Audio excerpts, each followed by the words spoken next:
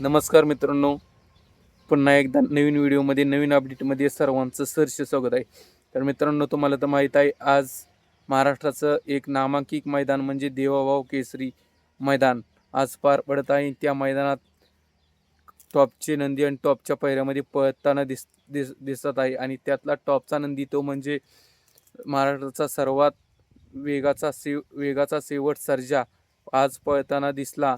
आणि सर्जा गटपास झाला का, तेच या व्हिडिओमध्ये सांगणार आहे. तरी गटपास झाला काय ही जाणून घेण्यासाठी ही व्हिडिओ तुम्ही शेवट तर बघायला विसरू नका. तर चला मित्रांनो, सर्जाचा गट क्रमांक कितवा, तर सर्जाचा गट क्रमांक 9 तास क्रमांक 4 वरती पळताना दिसला आपल्याला. तर मित्रांनो, सर्जा आणि हिंदकेसरी जोड म्हणजे सचिन आणि लक्ष्याची जोड, त्यातलाच हा सचिन.